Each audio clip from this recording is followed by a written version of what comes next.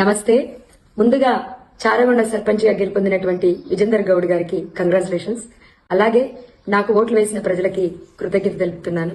తెలంగాణలో సర్పంచ్ అభ్యర్థిగా గెలుపొందిన ప్రతి ఒక్కరిని ఒక క్వశ్చన్ అడగాలనుకుంటున్నాను. అనా, మీరు 5,000 ఓట్లుంటే పోటీ పైన ఖర్చు పెట్టారు, ఎట్లా రికవర్ అవుతాయి? మాక్సిమం నెలకి 5 లక్షల పైన ఫ్రాడ్ చేయాలని అవి రికవర్ అవ్వాలంటే. పోనీ రాష్ట్ర ప్రభుత్వం నిధులు ఇస్తుంది, మీరు పనులు చేసుకుంటే బిల్స్ వస్తాయి అనుకున్నా రాష్ట్ర ప్రభుత్వం దగ్గర నిధులు లేవు, మీరు పని చేసుకున్న బిల్స్ రావు. ఎట్లా రికవర్ అయితే? మీ ఫ్యామిలీస్ రన్ అవ్వాలి, మీరు మళ్ళీ వినాయక చవితులకు దసరాలకు పెట్టే అమౌంట్ కావాలి, మీరు సంపాదించేది పక్కకు పెట్టండి. ఇవి రికవర్ అవ్వాలంటేనే నెలకు 5 లక్షలు అవుతుంది. ఎట్లా రికవర్ అవుతుంది నాకు అర్థం కావట్లేదు, నిజంగా చెప్తున్నా. 3,000 ఇచ్చినోడికి ఓటు పడుతుంది, 2,000 ఇచ్చినోడికి ఓటు పడదు, ఫుల్ బాటిల్ దప్పినోడికి ఓటు పడుతుంది, హాఫ్ బాటిల్ దప్పినోడికి ఓటు పడదు, బిర్యానీలో మటన్ వేసినోడికి ఓటు పడుతుంది, చికెన్ వేసినోడికి ఓటు పడదు. ఇంత ప్రజలు ఉన్నప్పుడు ప్రజలు నాకు నిజంగా ప్రజలు అర్థం కాలేదు.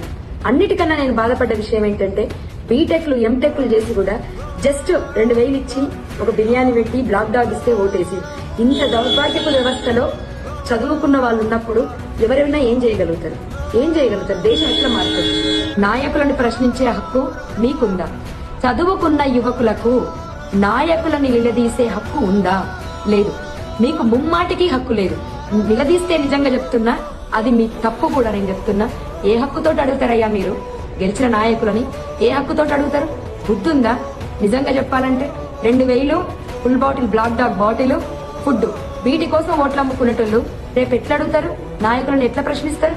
మీరు ఇప్పుడు ఫోన్ చేస్తారా, నాకు ఈ పనులు కావాలి ఆ పనులు కావాలని అంటారా? మీరు చేస్తే వాళ్ళు ఎత్తుతారా? వాళ్ళ తప్పేముంది? నిజంగా చెప్పాలంటే వాళ్ళు బిజినెస్ చేశారు, మీకు ఓటు వాల్యూ ఇంతని చెప్పారు, మీరు అమ్ముకున్నారు. ఇంకెందుకు? ఒకసారి అమ్ముడు పోయిన తర్వాత ఇంకెట్లా అడుగుతారు మీరు? నిజంగా చెప్తున్నాను, నాయకుల తప్పు కాదు, ఓటర్ల తప్పు. నీ ధర్మానికి ఈయన వాల్యూ లేదు తల్లి, నువ్వు వద్దమ్మా అని చెప్పారు పెద్దలు. వాళ్ళకి మరొకసారి కృతజ్ఞత చెప్తున్నా. మీరు మారనంత వరకు ఈ సిస్టమ్ మారదు, ఇండియా మారదు. ఒక్కసారి ఆలోచించండి. మన దేశం మారాలి అంటే మీ ఆలోచన విధానం మారాలి. ఎందుకు చదువుకున్నాం? నాకు పడ్డ ఓట్లయితే నాకు పరిచయం లేని వాళ్ళు వేసిన ఓట్లు, ఓన్లీ నా గురించి విని వేసిన ఓట్లు అవి. వాళ్ళకి నిజంగా మనస్ఫూర్తిగా కృతజ్ఞత చెప్తున్నాను. ఒక్కడుగు నేను వేసాను, నాతో పాటు కొన్ని అడుగులు ముందుకొచ్చాయి. ఎంతైతే అంత అయింది, అంతే మొండిగా పోరాడతాను. మార్పుకైతే ప్రయత్నిస్తాను గట్టిగా.